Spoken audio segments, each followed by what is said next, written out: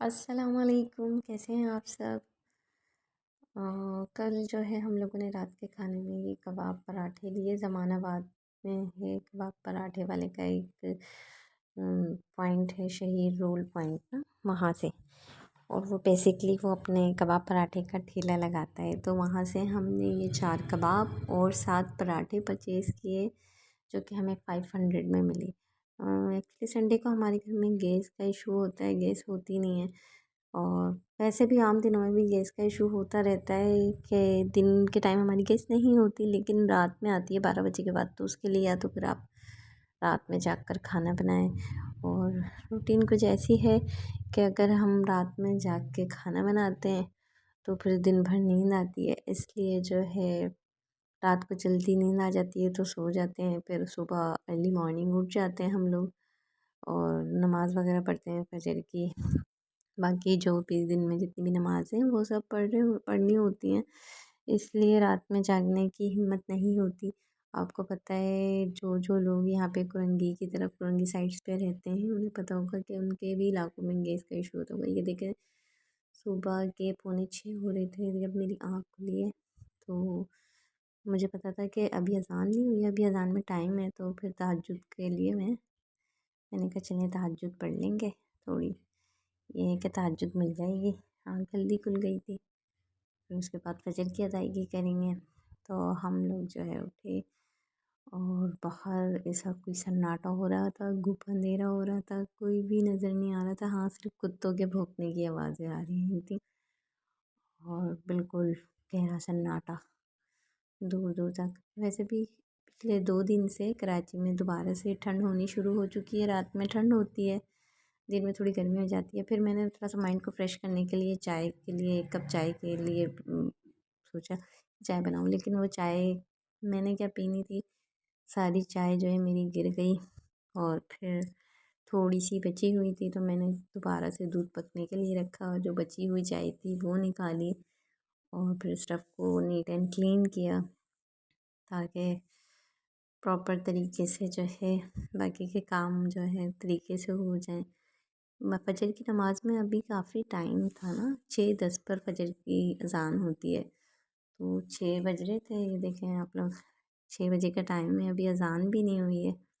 6:10 पे हमारी मस्जिद में अज़ान होगी, उसके बाद नमाज की अदायगी होगी।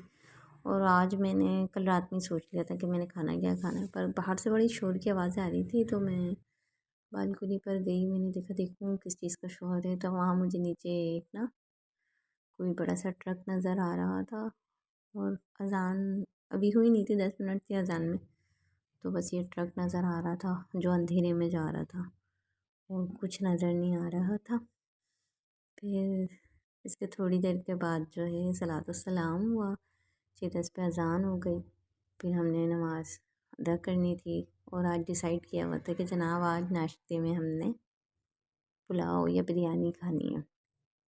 तो बस यही सोच रहे थे कि बस जैसी नमाज वगैरह से फ़राग़त होगी उसके बाद हम अपनी डेस्टिनेशन पर निकल गए हैं। तो हमारी जो डेस्टिनेशन थी वो थी लाडी बाबर मार्केट। हमें पता चला था कि लाडी बाबर मार्केट में ये देखें सनसेट का इतना कोई प्यारा व्यू था।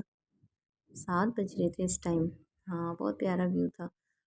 सन्नाटा था रोड पे, लोग वगैरह नहीं होते। जिन लोगों ने ऑफिसेज जाना होता है, जो जॉब कर रहे होते हैं, वही चंद इक्का दुक्का लोग ही नज़र आ रहे थे रोड पर। और जो school going, university, college going हैं वही। उसके अलावा बिल्कुल रोड पे सन्नाटा हो रहा था। ये जो बाबर मार्केट का ये जो शॉपिंग मॉल बना है नया, ये उसकी पिक्चर्स हैं, वीडियो है सॉरी। तो इस वक्त तो बिल्कुल सन्नाटा था मार्केट में, गहरा सन्नाटा, कोई भी नहीं था। सिर्फ गोश्त वाले की शॉप खुली हुई थी जहाँ पे वो सिरी और पाए बना रहा था। सिलेटर हाउस से गोश्त जो आया था उसमें वो सिरी पाए बना रहे थे। कुरैशियों की शॉप खुली हुई थी। बाकी मैं पुलाव वालों को ढूंढती रही कि आज जो है पुलाव खाना था नाश्ते में, लेकिन पुलाव वाला कहीं पर भी नज़र नहीं आया। बिल्कुल बाबर मार्केट की एंड तक, आखिर गली के एंड तक हम लोगों ने वहाँ देखा, वहाँ भी नज़र नहीं आया। फिर हमने दोबारा टर्न किए। हमें पता है कि उसका घर कहाँ पर है ना, पुलाव वाले का सॉरी।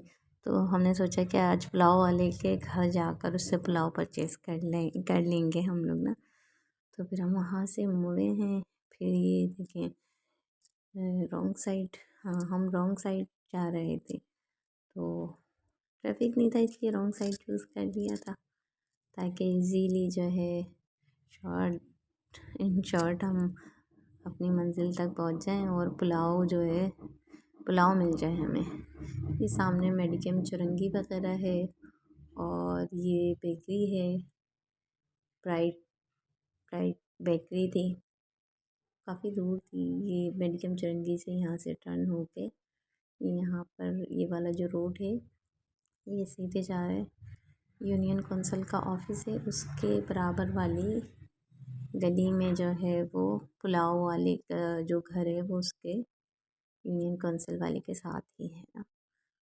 बस सन्नाटा हो रहा था और यही सोचा हुआ था कि जनाब आज तो लाजमी हमने पुलाव खाना है नाश्ते में सुबह के टाइम।